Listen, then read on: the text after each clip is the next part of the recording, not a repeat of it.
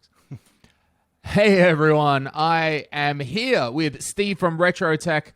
How you doing, mate? We're doing just like a podcast, just talking about stuff podcast. We had a good time when we were chatting. We talked about you growing up and how you got into the fixing of CRTs and stuff. And we thought like, hey, let's just talk about CRTs. Let's talk about Retro Tech. Let's talk about anything. So you doing all right today? Oh yeah, I'm doing great. Yeah, thanks for. I thought that there was just a good chemistry. I had a lot of fun the last time. It was fun, and we had a good discussion. So I thought, yeah, let's talk about some more stuff. I mean, it's been great. I've been enjoying myself. It's been a lot of fun. I think there's a lot of cool stuff going on in the retro scene. It might be one of the best times ever, really, in retro gaming, or really any aspect of retro. There's all kinds of different scenes, like subsets within sets, like even the CRT stuff, and then you can throw in like retro PC, that community. And then the cool thing is all these communities overlap in some awesome way, mostly around this old hardware and nostalgic experiences that we all had that are similar to each other growing up. And so I think that the combination of that, the combination of the new tools we have today, it's just a great time to be here. And it is. Especially, being able to chat with you about some cool stuff. So the idea, we got a bunch of topics. We'll try and get through topics. Try not to sway too far, of course. And we don't look, and look, here's the thing. It's first episode. We don't know what we're doing. We decided we just have a chat. We don't have a name for this. Where's it going to go? Whose channel is it going to be on? Oh, your channel. No, my channel. Oh, I don't know. So look, we'll just record some stuff and work it out. Well, I think later. I think that like if you look out there, there's a lot of things I know personally that even with the things that I'm doing, there are so many things that will come across to me that would be interesting to just have a quick talk about, or not so much even. There's a lot of times where we all don't have time to make videos for every single thing. And then even if we do, it's not like they turn out to be that great. There'd be a great opportunity, I feel like, for us to talk about some things either in a little bit more depth or maybe behind the scenes, or stuff that just gets skipped over. That, I think so, and people I are want to talk about that. In, Your latest like video, the stuff that people want to see and want to know about, and what they're kind of waiting on, because it is that we're still going through these time periods of like part shortages, and there's definitely waiting periods where people can get antsy and always ready to see something on the internet. So I think that where do you want to do? Where do we want to start today? So I was gonna start with and weirdly I was gonna begin this whole podcast with a not CRT question. So next week, one of the videos I got coming up next week is I found locally a OLED PVM 1741, I think, and I think maybe all of our enthusiastic people out there, retro gamers, are like, "That's not a PVM." Well, it is. It's still called professional video monitor. Sony still wanted to make money after CRTs were done. It's still a PVM. It's just an OLED one. And I just happened to find this one locally. It's actually at a local, production rental company. And I know the guys through the work that I was already doing. So I was like, yo, can I just rent the screen? They're like, all right, sure. So I'm gonna get an OLED PVM to test. I thought that would be interesting. Not many videos made about that.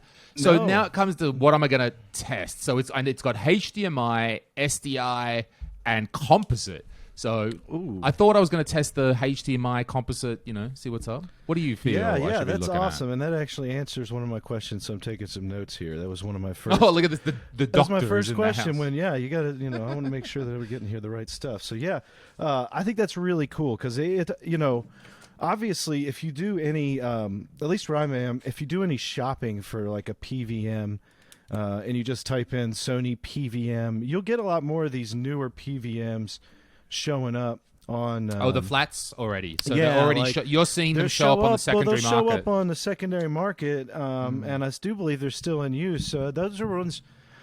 What do you know? What year about that one was made? So this one, the rough history is. So this one is 2011, and it's an OLED, so it's their second generation. Sony did have a previous generation of LCD PVMs that, as much as I've understood, came in 2006, pretty much directly. I mean, again, Sony's a business. They want to keep selling professional monitors. They were going to make sure that the next ones come out pretty quickly. So this one is the OLED. And yeah, that's the other thing, that it was expensive when it was new. And I think it's still expensive because it's a very nice OLED 1080p monitor. That is still something valuable to most people today, and definitely valuable in video production. So I don't expect this to show up anytime soon. Well, and I feel like you're exactly right about it still having value, and that's really why you still look them up, and they'll be really expensive most of the time unless there's something wrong with them. You can't find the LCD ones for, a lot cheaper than the OLED ones. Yeah. But the OLED ones, like you said, they're still in use today, so there's definitely some benefit that is still being used in that technology. The cool thing is though that nobody's really used, to my knowledge, any of those OLEDs that are the PVM ones for any kind of gaming. I mean, it could be 1080p, obviously, would be the first inclination and jump into, like, what would you think? So you could obviously use some kind of a couple generation old GPU and just do about anything out of a computer, or even something like an Xbox 360 that still has HDMI support will be easy, I think, to use. But as it so happens, I have my modded Xbox 360, which I fucking love. I don't want to sidetrack this one, but the shmup library, the shooter library of the Japanese Xbox 360 library, unbelievable. Worth buying a modded Xbox 360 for. I'm with you.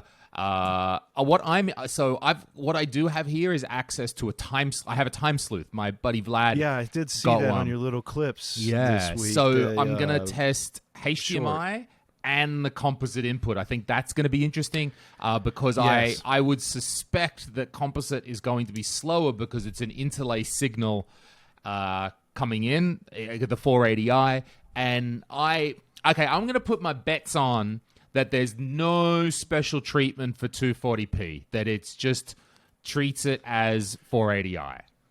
Yeah, and I think that's going to be really the key to see what happens when you hook it up to composite. What happens really, because it's obviously got composite on there, so there is some type of an application where the monitor is ready to receive an analog video signal and process analog video, which means it would either be 480i, and then what's it going to do with 240p when it's stuck in there? Because usually if you have a 480i machine, it will do something when 240p is stuck into it.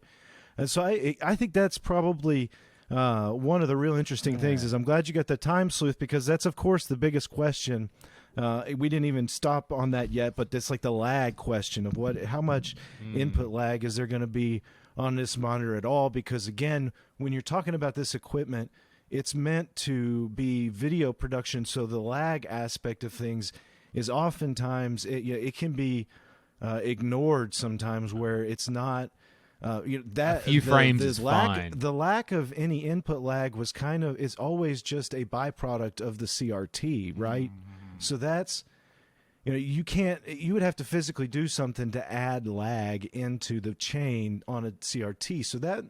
But that kind of adds my question, whereas, if you have HDMI, for example, added on to the late generation consumer CRTs, a lot of people will say that can add lag. So will that be the situation here, where I kind of wonder that if some of these companies go to the point where, again, they were never considering input lag when they were creating these displays ever, I don't believe. And then since it's a professional video monitor, again, it's not being considered as a gaming use, they don't high need refresh frames, rate. like 5 So frames in video that, editing right. is nothing. So, if you have a lot of frames, and when you're video editing or just watching playback or review stuff or even live shots of things, you're considering resolution as being super important, clarity, colors, and you would want a high refresh rate. But again, what is it going to do? They don't care about input latency. They don't, but again, it's a pro monitor. This was a very expensive, it's pro, so maybe they did. So will it just be a byproduct of that? Also, I was considering, what about the SDI stuff? I actually have a couple of devices here that I just pulled out of my my bins while I was actually cleaning up this week, so I thought I'd show it to you. Yeah. Now, this is something I had used with CRTs that were BVMs, and that is this little device here. It is an ADMs, and that is this little device here. It is an HDMI, and that is this little device here. It is an SDI input to audio DI out. But the thing is this. It says DI out, but the thing is this. Sure, it says, that's pretty normal for. I think that it actually that's normal for broadcast because in broadcast your audio is being recorded separately. Shoot it out to get audio, but you put HDMI in there, and it'll do that, and it'll basically. When you're using HDMI, you know, the HDMI cable and run it 100, 200, 300 Longer feet, runs. it wouldn't lose quality. So there's those ones, and then there's these beefier ones that are these Aja. They're, you know, this one's a little bit of a bad example because it actually goes from, this one's a little bit of a bad example because it actually goes from SDI and spits out RGB component or composite, but SDI and spits out RGB component or composite. So you would. These are just some interesting tools. Yeah. These are just some interesting tools. These are just some interesting tools. Here's the thing that we were talking about this, so I thought I'd bring these up and just happen. I know for a fact that you could do. I mean, well, if you were to use thing is like what two would happen. What two is going to. If Probably you look were pretty to use, good. I don't have one, but I reckon it's going to look good. like the retro tank on that retro gaming, and then That's you do what have I'm the thinking. composite. Maybe composite looks awesome on there too. Where you, I mean, I could definitely see it being possible. Here's my theory though. Between HDMI and composite, I think HDMI is going to have low latency because it's you send it a 1080p HDMI, it's a native 1080p panel, it's going to be bam, there's no conversions, it goes up. I think actually composite is going to have the slowdown because it's going to interpret all composite as 480i interlaced, so it thinks I've got to do it like every TV performs worse at an interlaced signal because it's got to de-interlace it. I think it's going to do worse. Like still probably okay, but I think find all this out because you'll be doing all these tests on it. But yeah, it's I love the idea of thinking that it could be rubbish or it could be wonderful, you know. And it's also at the end of the day, that's kind of what I was wondering. How does it look? How does it perform? What ends up being unique about the experience? There's always something that stands out, and sometimes it's once you actually get the opportunity to use it, you don't find that. Now, one example I would have been, and this was a question I would have had too about the equipment, is how easy is it to adjust things like brightness and contrast and all those things? Because that was one of the that is one of the coolest things I think about the CRTs, and specifically those BVMs and PVMs, is how you have the controls right in front of you. And you can quickly cycle through those and get just amazing performance, even for the extra things they have for composite video and the extra comb filters, and you can tweak those, and that's always fun. I wondered if there was anything comparable to that on that OLED. I looked at the specifications before I've got it, and the number of buttons is pretty similar to what you might have got on the BKM remote control, for example. Just sort of like a row of buttons. There's a number of buttons. I read through the spec. Again, I haven't looked at the device yet. I suspect the menu is very similar to a CRT's probably similar menu. To like the very late plain, end, just where bam, bam, it bam. would be that A series BVMs and Right. like the L5s, where it was that end of the life menu style. I bet there's a Secret Service menu too. Just like bust into it while we're renting the equipment. That's Probably. fun. We're all going to discover it.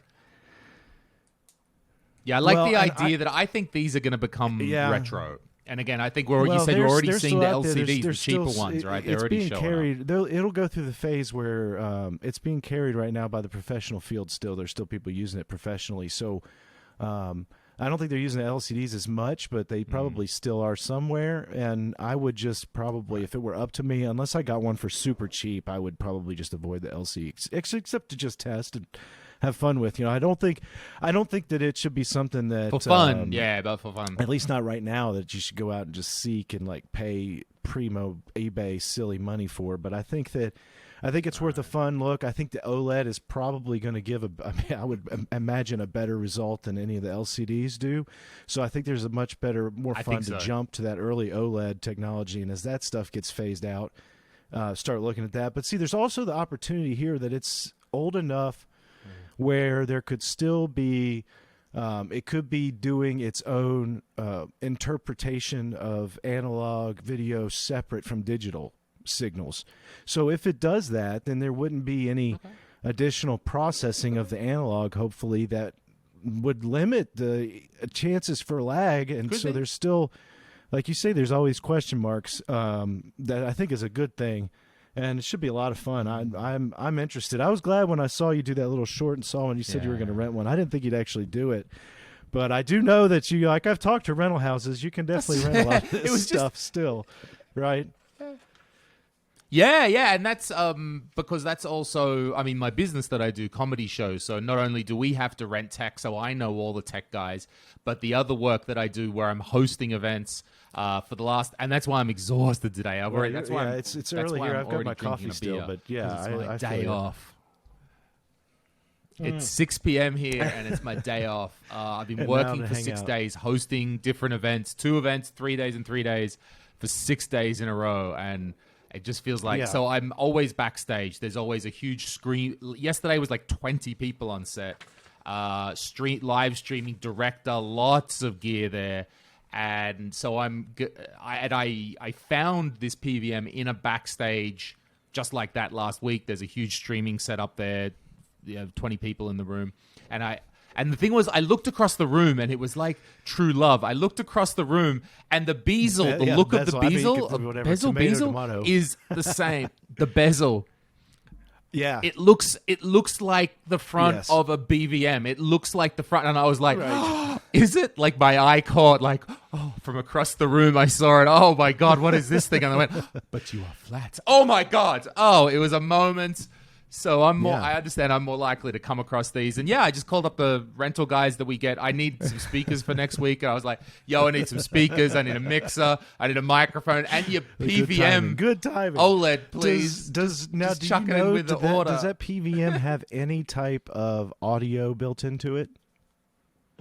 That was my last question, because people are always like, they say they either want to use the mono speaker, but I felt like that was more of just for testing and for convenience, as needed for some audios, just to hear that there was audio coming out. Not for but memory. I know that a lot of times with the LCDs, I do own a Samsung LCD flat screen that's a Pro monitor from like 2008 or 9 maybe. And it does not have any speakers in it. So I was wondering if that was something that was just eventually abandoned also, for the most part. Well, this one, I think not on this one. I'll confirm, but I think not. And again, because I was like, I've just never seen the production guys use the HDMI sound. There's always, of course, a separate mixer, and the whole thing's getting streamed. Sure. So. All right, let's move along. So, Steve, you got some stuff you've been working on. What have you been working on this week? A whirlwind CRT the last cave. couple weeks. I've got just so much stuff I've actually been going on and working on, and I wanted to kind of start with what began and what I'm doing right now. What began and what I'm doing right now. This is with the L5 PVM, the 20L5. This is with the L5 PVM, the 20L5. So I've had multiple 20L5s come in the shop over the last month. And it was like the tale of two bad extremes here. So the first one at the beginning of the month, this was a gentleman, and he drove from New York down to, so it was a 6-hour drive for him one way. So there's always that opportunity that I can't either figure out what's going on with it or whatever. It just can't be fixed because of part problem. But he's like, no, I want to bring it down here. What he did was, he was in New York, and when I was in Tennessee, he reached out to me to get me to service and do the Save on Pat cap kit on his L5. And I said, look, I mean, you're in New York. I'm in Tennessee. That was that would have been, I don't know, 15+ hour drive or something. I was like, that's not reasonable. And also, I never want to ship a 20L5 anymore. I've just seen too many of them bust. And if anybody's serious, they need to too much. Do freight shipping, which I'm sure we'll talk about sometime. But and like it's like it was just so. Yeah, that's actually one of the topics we have written down. I want to know about this pallet shipping. He found somebody in New York City that claimed to be a Sony tech retired and said they could do this service job for him. And I was like, okay, that sounds, if it's true, it's true, good. And he paid him to do the kit. And after that, he starts sending me these videos of just this thing acting terrible. So when you turn it on, it would go... The screen would turn bright red, and then it would turn bright green, and then bright blue. And then it would always have the look of the sync not working. You know how in some of those monitors you get the line, and then at the top it does the zigzag? That was it would show the image, but it would never not do the zigzag. So I was like, man, I honestly have no idea, right, what's going on with that. Just from a picture in the video, you don't have any idea. But before those yeah, that was the those changes. Guy, like the dodgy this, guy he had this dodgy guy do the repair. thing. And this was after he did the repair. It was worse. What he did was anyway. He had it. It wasn't working after he got the repair. So he had paid this guy, and I was like, "Look, man, that guy messed it up. He did something wrong. He needs to go back and take care of it. Please, try to get him to take care of it." And he was like, I think the guy was just giving him a real hard time and not really helping him. It was kind of like, just screw off. So. I mean, he finally was able to come here, and so then he had the 6-hour ride to bring it to me. He brought it to me, and I look at it, and I turn it on, and it's doing everything he says. Now, I'm able to get it to sync fine without the sync issues, but I'm still seeing all the crazy screen stuff. It's making about half a dozen clicks when it turns on, more than it should. So... I'm like, well, you open this up and inspect it, and it was a nightmare inside there. I've actually got a 20L5 board right here, and this is the deflection board. This is not the one. This is a good deflection board. So the cap kit, this is just the deflection board inside the monitor, and the cap kit covers probably 75-80% of these caps. And so if we're looking at these caps, some of them are a tight squeeze. Let me show you, for example, this is the one that was causing the trouble. The one by my finger, you see how this big blue bulb is right here? And then right down there is a little capacitor. That's one of the most important capacitors in the kit.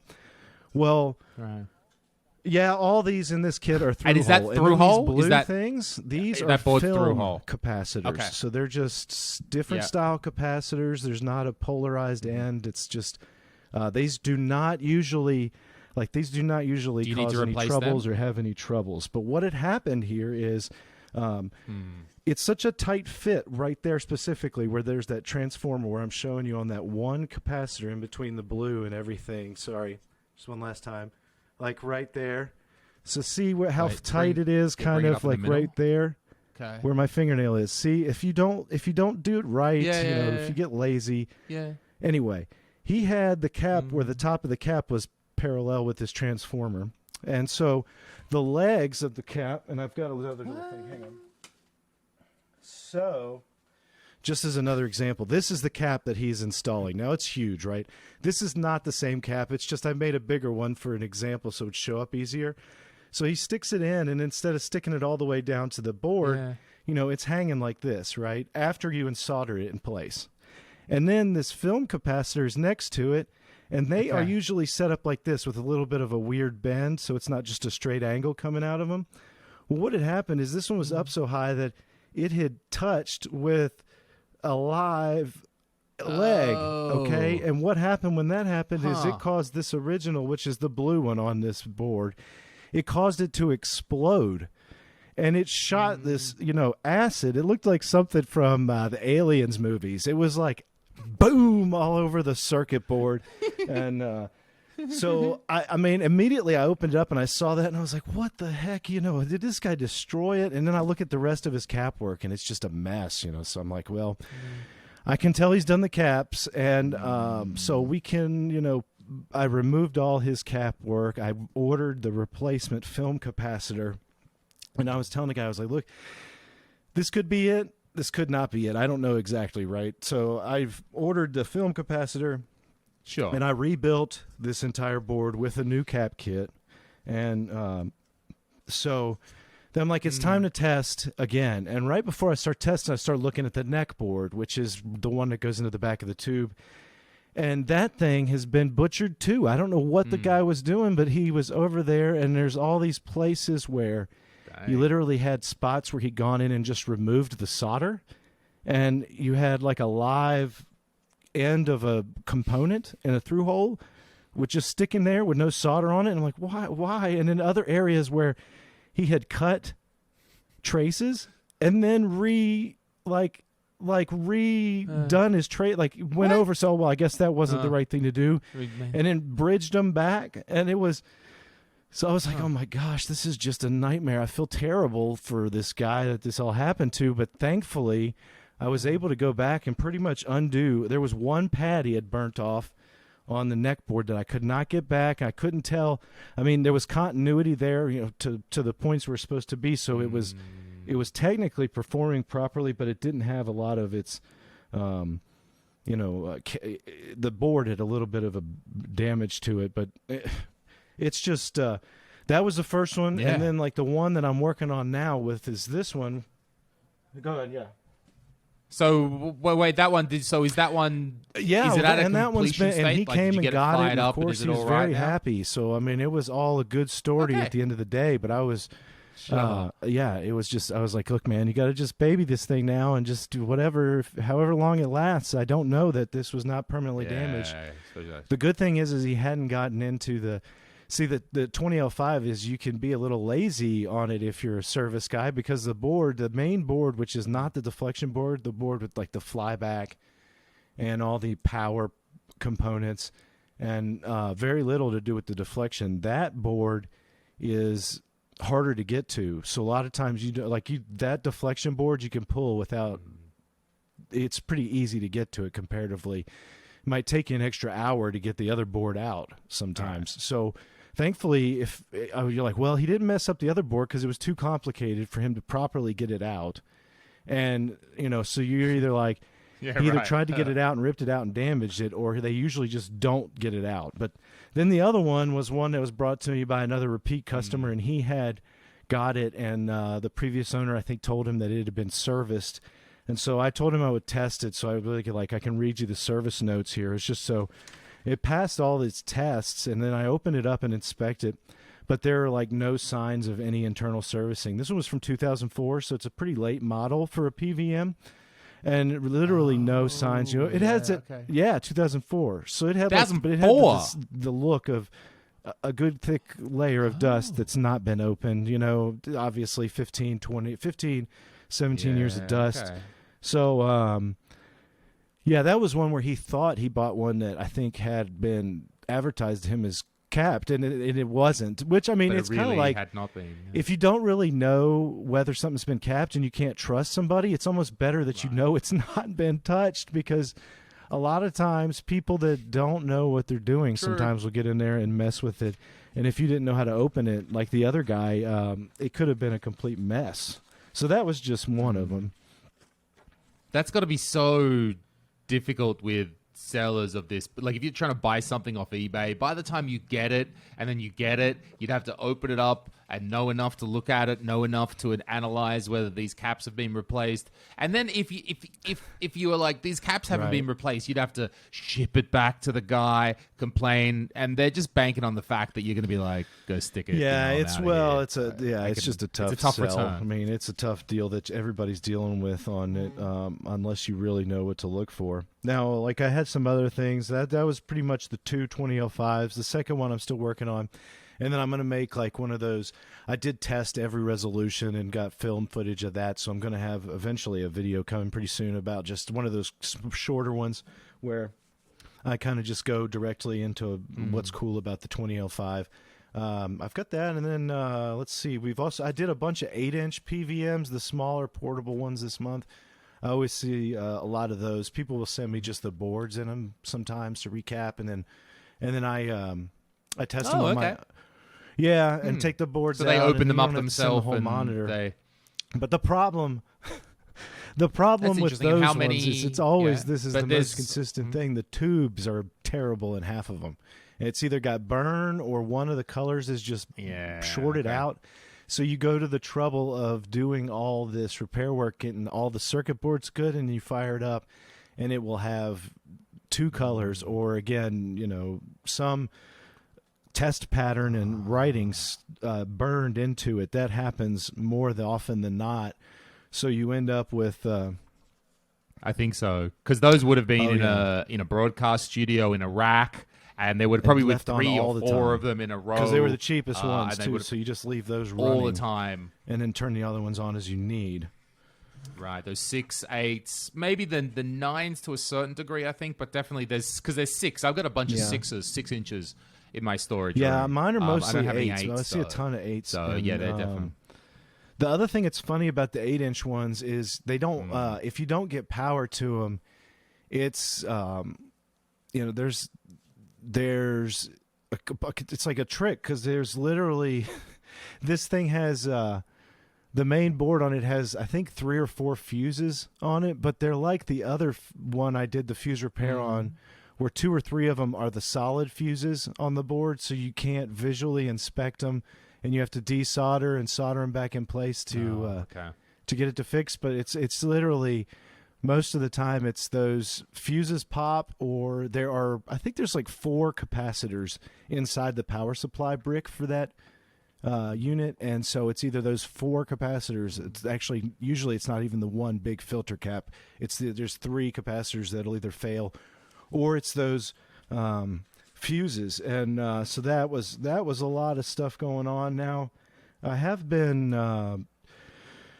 trying to do a lot more stuff at the request of a lot of people to work more on consumer CRTs, and I think that is okay.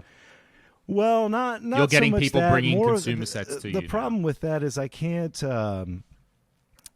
Most people don't want to invest into consumer sets. At least is not as much. So a lot of the times these are ones that people have brought to me and donated. Makes sense. And either that or ones that I found that were relatively inexpensive. But I think the real benefit is more for the people online that are watching and have not got access, obviously, to a PVM, or don't have the money to get there. And, you know, you can get pretty much 90% of the way most of the time with just a really good consumer set.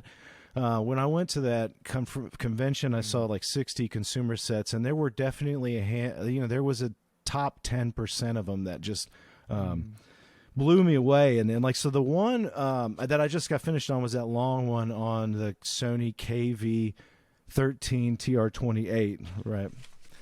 Oh, the video. Yeah, so it was I watched that long one. Okay, that was cool. That was like, because I like the video because there was a lot of stuff that you could do yourself. That someone could have this, clean it out. Because one thing you did in that video I've never done, which is remove the tube. I've never taken a tube out of a bezel. I've never taken a tube out of a bezel before. But after I was thinking to myself, after watching that video, I'm like, all right, yeah, I'd give that a go. Sure, I could feel. So I liked that side.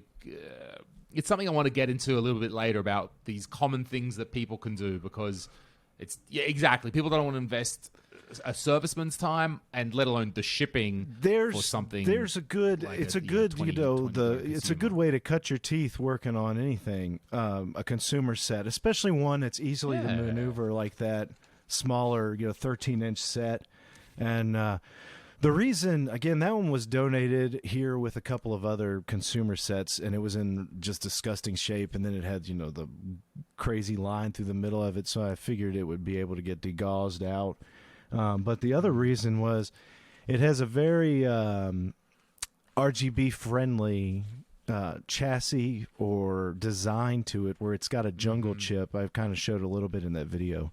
It's got this jungle chip that you can easily get RGB and then blanking, which is the service menu OSD, and that's how you trick them into letting you use an input for RGB and sync and that's so So this is yeah, and this TV that I explain got that. is So it's- probably one of the easiest that there is even available, like for an RGB mod. It should be pretty much straight simply. There is a design to the output on each color where you do have to like ground it to a certain level of capacitance, or I've got, and it's pretty common. I can't think of it off the top of my head, but anyway, it's just what you've got the jungle chip. It has all kinds of different things listed on it. Now, the jungle chip is the chip inside of the TV that's specifically also doing the on-screen display. When that's when you the see real the channel RGB, number or the service right, menu or something, it's creating that. And it happens that for some whatever reason, when Sony were making these, that the on-screen display is displayed in full RGB. So there is a way to, I guess you want to say, hijack or tap into that chip and sort of route in RGB. Exactly. Sort of a backdoor that's what you through do. the service menu interface. You're taking that point where you pull up the OSD on your menu for your TV, and it's telling the TV to pull up the OSD, and it's doing that in RGB and then sync, or not even sync. I think it's just RGB and blanking, and you got to pull sync off composite video. So you're intersecting that path where it would normally, you send that function to go display the OSD. You're sending that path. You're intersecting it, and you're interjecting your own signal in there. So when the TV sends the voltage to that chip, and it's like telling it, hey, you should have the OSD up right now. The TV thinks you have the OSD up, and instead of having the actual OSD up, it has your sent-in signal of RGB and sync going into the television. So that's how you are, and then so the TV stays in that mode, and you switch it into that, and then if you switch it back out of it, it drops off that voltage, and it puts it back into normal TV mode. So it's kind of just it's literally just jumping so what in happens and intersecting to your own. It's like hijacking that path. You're like, oh, there goes a path. I'm going to hijack my way into it and send in what I want, and then keep it in that mode open, keeping that gateway open as long as you want.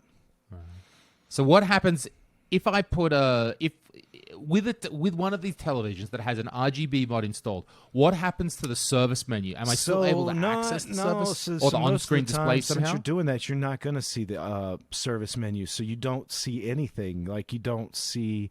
So the reason the service menu gets pulled up and down so much with your television is if you do something like just change the channel, it's going to send that signal to the chip to pull the OSD over whatever you're seeing. It's like, oh, well, you're on channel 3 now, and it'll say channel 3, or volume, for example. It pulls the bar up in front of the screen, and it shows you that. That's all in the RGB. So whenever you're in RGB, you're already in that mode. Okay, so it can't like send it over top of that mode. But when you get out of RGB mode, you can still use the same. You can get out of RGB mode. And then, since you use composite video and audio, you're tying that usually. You're also, when you're intersecting your RGB, you're usually tying your audio and sync for composite sync to one of the inputs on the TV. So that way, you're using the input and your highway traffic to, hijacked way in. You're using those two. Because you're putting the TV on a specific input, with composite video. Like input 1 has composite video. And so let's say you took and you did your RGB mod, and then you needed your sync. So you could pick, I'll pick the composite video off input 1, and I will tie the line to that, solder it in, so that when I have it in RGB mode, I need sync to come in, so the monitor or the TV will know to be in input 1 and to use that composite video. Oh, so with one of these RGB mods, you need to send sync in on one of the composite inputs. Yes, and that's how.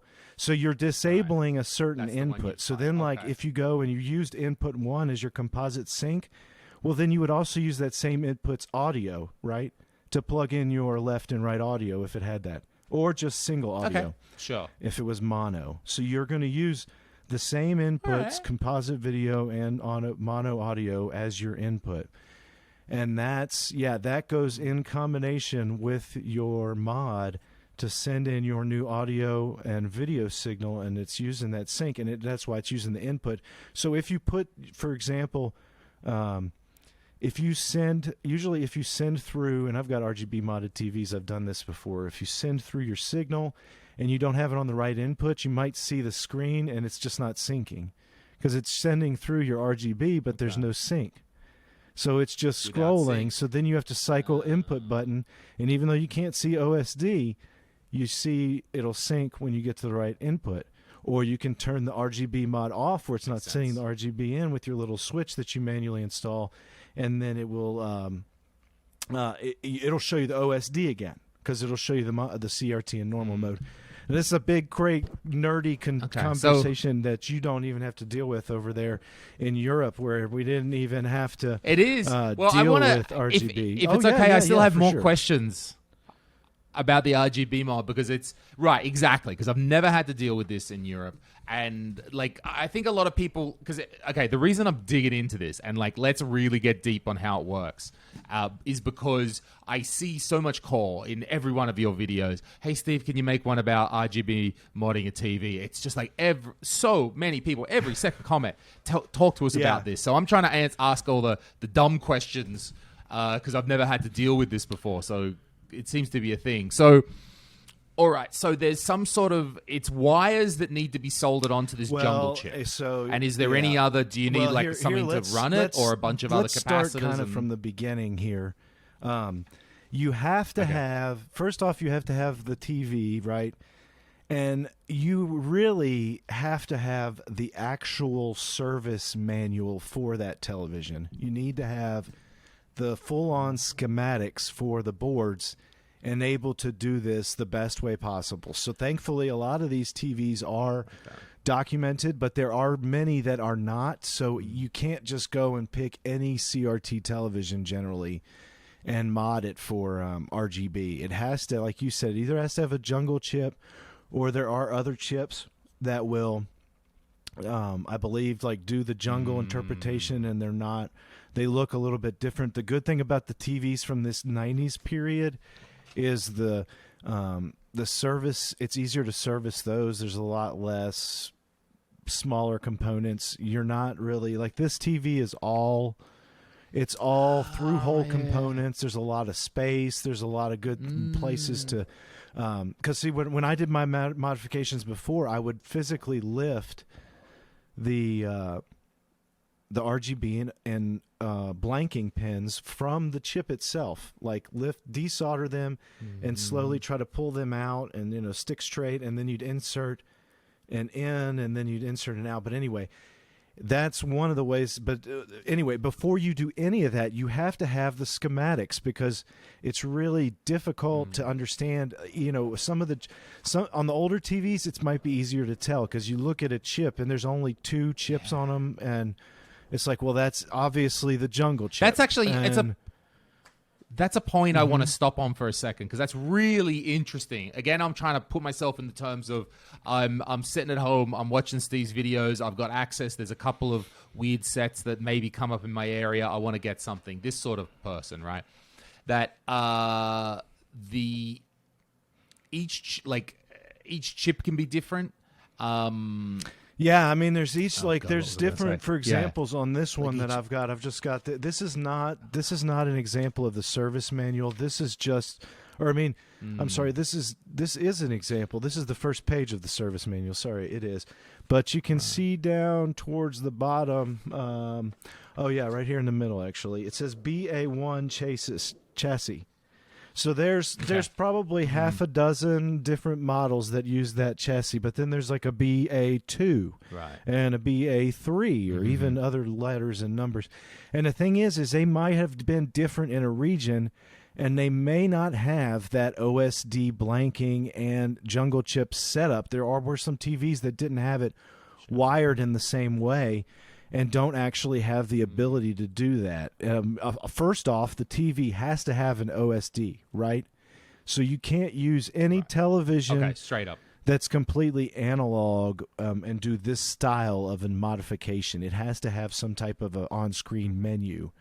So, immediately don't go think you can get like the really cool wood grain television and easily modify that to do anything besides hopefully just even work at this point, right? So, just the ones that you want to RGB mod, first off, if you're just like walking your way through this, you need to again have that documentation.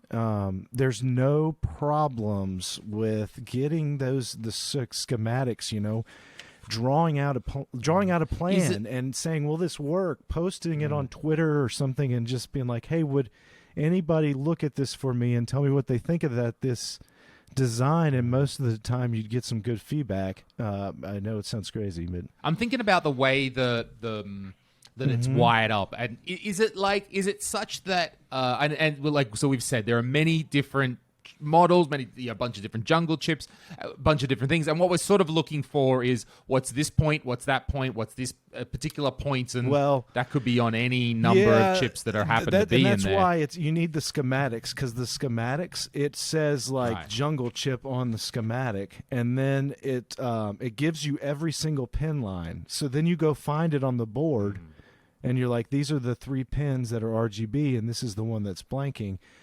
And so people who are really good at it don't just do what I did, which was intersect it at the chip, because you can damage the chip. And I damaged the chip on one of them. I did, and I had to buy a new chip. Thankfully, I found a replacement. But the really smart people will find a way along the path, and there's a lot of times these boards have so many different paths put on them. It could even be a path that's not really even in use by your TV. You cut in and you splice and you use that spot instead, or even removing like a filter capacitor, a surface mount. Some of the people that really good do stuff like that. But again, there's generally a spot on the board where you can almost just remove solder and just put it on there, or attach it to something. Sometimes you have to cut traces, other times it's remove a component.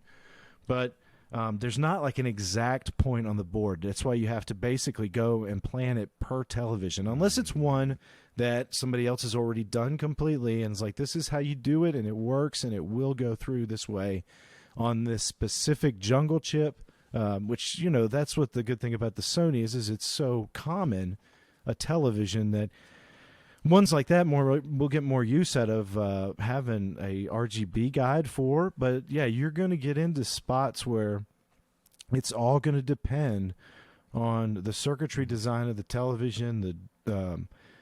And see what the fun. Here's another. I have a hypothetical for you in this situation. Again, I'm pushing the line because people are so interested in this. So let's take a subset of there's possible TVs that could be RGB modded, and let's take a subset, which is just Sonys from like that era, like the one that you had similar. Let's take even a little bit in the future. We'll just take those era Sonys, right? Let's say. Is it just a matter of finding the points wherever that may be on the board, or is it actually like for each TV, different capacitors, different resistors? Yeah, there are. Has to be used. It kind of does depend on. I think it does depend on the TV for the most part. And it's just like I'll be honest with you. That's why I wanted to do this one, because I think it's been almost 4 years since I've done an RGB mod. Okay, and it's pretty self-explanatory for the Sonys where. I know that if I pulled up the guide, I should have that. You can look at generic guides where people talk about it on forums and figure out what they're saying, because it's like tie your red, green, and blue colors in. You do need a capacitor in there, or you do need a resistor in there on each line, because you have to still attenuate your signal a little bit, because again, you're opening up a raw highway, and I think that there are people that are really smart that can find a spot on the board where there might already be that resistor or something in the path, and so that's really a lot of these questions. I hate to leave you hanging, but that's what I want to answer now more. on this next RGB mod is because there were a lot of things that I did, again, 4 years ago that I wouldn't do the same way now, based on what I know. And also, that was one of those things, those 2 RGB mods I made videos for were ones that I had, this was the first times I had tried it, and my skill level I know is much better than it was, but still, even, and that was one of the things too that, you know, besides that one RGB mod that I've also got a Samsung TXD 1972, which is a 19-inch consumer grade television from 1997 that I did an RGB mod. I did recap, and it's got something where just what you're talking about. I inserted it and does everything right, but there's something wrong with one of the components or one of the ties to ground, because when there's no RGB video signal feeding into it, the screen just goes incredibly white bright on a black background. Like it just goes and so something's not right there. It's almost like something's tied to like some voltage and some or voltage something. is getting through that there should not be. So, but anyway, that's one. And then I have a Sony KV27V26, which is a 27-inch, and that is a little bit newer model from 1997. And that one's always worked perfectly. It was the first one I did, and it was like too big of a joke. It was so perfect. So I figured I could easily do this one again. I think it's the same style of design. So I could always open up that television and like, well, if this is what I did before, what would I do differently? Because now it would be nice if there was some way to, you know, even go in and order a little RGB board, right, to put into the back of the TV right behind where, kind of like Martin's, some of Martin's, going off left field here, the guy who made the BKM 68X clone card. That guy. And he's done a lot of RGB mods for like JVC monitors, and his are always done like that, where he has a nice board that you solder in a SCART input into, and then you can put surface mount resistors or capacitors on there to attenuate your signals, and it's a whole lot cleaner than, you know, putting a wire here and then splicing in a little again film capacitor. I remember putting some film capacitors that were like 0.1 microfarad or something on them, and also some resistors. Yeah, you have to put like I can't remember, maybe 75 ohm, but I think that resistor is what changes depending on like the signal going into the TV. And I believe there's a MUX, like some kind of MUX program that can be Googled that you might be able to like plug your TV in, your model, and it'll tell you whether it has that signal to be RGB moddable and what the attenuation resistors might need to be. I mean, I'm not saying that's like fact, but I believe there is something like that. There also might be some some Indiana Jones search and there now. might be Where is it? Where's the Holy Grail? I think there's probably some people who've done a better job too at this point with maybe even adding remote integration or something where you just use a remote control to switch between RGB instead of having to have a manual switch on the back or something. I don't know. It's going to be fun. It's going to be cool to look at. So yeah, we'll do that one new mod, and then I'll look at those other 2 and kind of revisit them. And then I've got a couple of other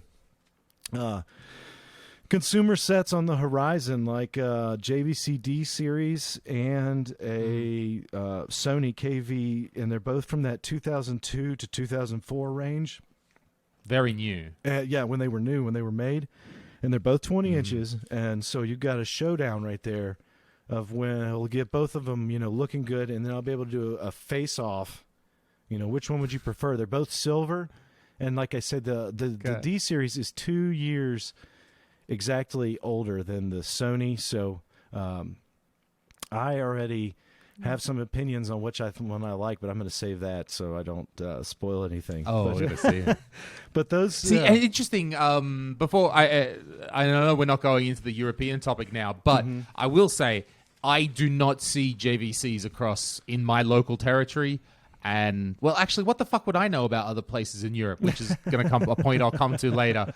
Which is I need people to tell me things. But for whatever reason, let's say in Eastern Europe, I've almost never seen a JVC. So I guess that was a brand that just didn't get into these markets. I don't really know how they were exported or what. I mean, it was because it stands for the Japanese Victor Company. So it has its roots out there in Japan, and it must have been something of a trade agreement. Now, I will tell you, I do have some people I know in, I want to say maybe Poland or in that area that do have JVCs, and they've managed. So there are some places that have gotten them, because I know a guy, and he actually sells them. And I believe he's in Poland. Yeah, he sells the JVCs a lot. Mostly those 15-inch ones that have the RGB cards you could put into them. They're just 240p and 480i. They're like a BVM level. I did a video on it a long time ago. It's like the THC15CG, and it was so funny because the monitor is literally 1 inch bigger than like Sony or any of the other brands. So I'm sure JVC's like, yeah, we got them all 1 inch bigger. We'll be 1 inch bigger. But it is kind of funny when you think about going back to that RGB stuff for 1 minute. Yeah, I was going to drag us back there anyway. So let's go. The tubes, there's not a huge different manufacturer of tubes. That's why a lot of times you get into these things and they have the same tube in them. And that's why a lot of the sizes match, right? Because you're getting the same tube, but they're throwing in. Right. So then you get in where it's different circuit boards and hardware and things. So I think that when you're looking at what to RGB mod, especially unless you've done it a bunch of times and you really like to do it, I would totally not consider RGB modding a component television. I think it's a waste of time. Oh, components? Well, shit. First of all, that's straight up. I mean, I don't even know why we're saying. Why would anyone? Well, I get this question a lot. Why you would you RGB mod a component television? And most of the time, it's pointless because you could. You don't even have to RGB mod anything. You could just get a retro Tank like 2X or even the Mike Cheese got a converter, any of the HD Retrovision cables, and plug it in and not mess with the TV, not waste all that time and effort. And if something happens to the TV, just exchange it or spend the time servicing the television, recap it. That would be better than RGB modding it. But it's like you can get a converter for about 50 to 60 there's bucks a bunch from of different options, and there's different good options. But RGB to component, that's it's really interesting. And I mean, I've even got, I've still got this thing that I'm kicking Bob's door down over there at Retro RGB to come over here and give me some space. That's one of the things I almost forgot on my list here. Last consumer grade television to talk about. That's the JVC 36-inch D series, 36-inch tube television. We should talk about this for just a couple minutes. Is that the big one that you were moving on the video? Yes, the huge one on the video. And I did some videos on it probably 2 or 3 years ago where I recapped it and I cleaned it because it was filthy and disgusting. Crazy story about how I even got that television. But the funny thing is I've owned that television for 3 years and it's never been inside a home that I own. It's too big. It won't fit through any of my doors or anything. It's so massive. I can't believe the size of this thing. It's literally been in my garage every time. I got this TV when I was on holiday with my in-laws. They have a place in Florida, right? And they've got this. It's pretty funny. It's this. It's not the most. It's kind of a quieter area around Tampa for vacationing, but not like the crazy. There's some vacationing, but not as much as it's not like a high-end city or anything. It's about 30 minutes from Tampa. And there's, of course, I go there, and then the place they have has a fishing area out back. And in Florida, you're allowed to fish without a license if you're just on a dock or on the land. So I don't really ever care to go out in the boat. It's just so much trouble to do all that. So I always go to this bait shop, Johnny's Bait Shop down there in Florida.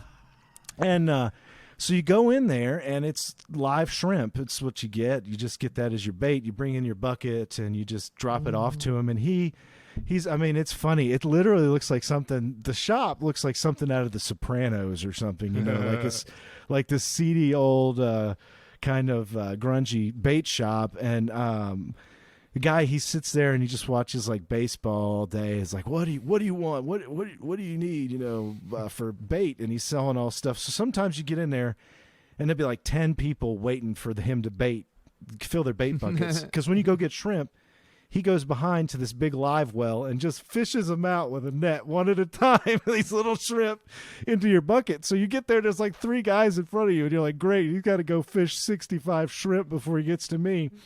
So I'm just wandering around his little store, and I look down, and I see the back of the biggest television, you know, I've ever seen that's not a projector. Okay. And I start looking at the back. I'm like, JVC, oh, interesting. And I like look down. It's got component input, and I was like, what the heck is this thing?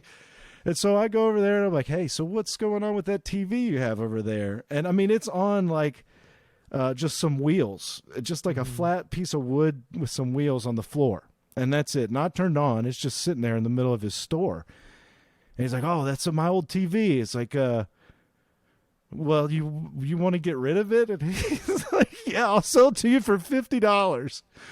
And so I was like, yeah, I'll take it, I guess. And so, of course, nuts me. I pay him $50. I'm like, they don't have anything big enough to fit this television in. Like, it can't even fit it in a regular vehicle, right? It's so big. And I'm driving my family.